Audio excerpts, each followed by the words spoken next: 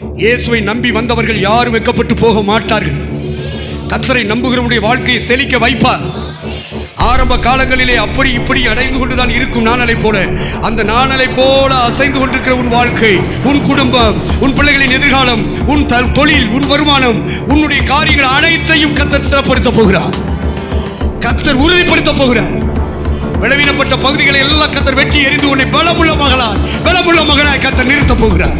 சபையிலே சத்தியத்துக்கு தூணாக ஆதாரமாக நிறுத்த போகிறார். உன்னுடைய வருங்கால வாழ்க்கை, எதிர்கால வாழ்க்கை, உன் வாழ்க்கையின் எதிர்காலம் முழுவதிலும் கர்த்தர் கிரியை செய்ய போகிறார்.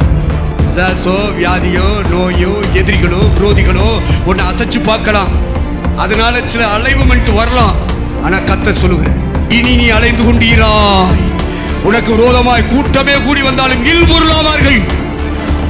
எதிரிகளை நீ தேடினாலும் நீ கண்டுபிடிக்க மாட்டாய். அந்த அளவுக்கு அடித்து விரட்டுவேன் என்று கர்த்தர் சொல்லுகிறார்.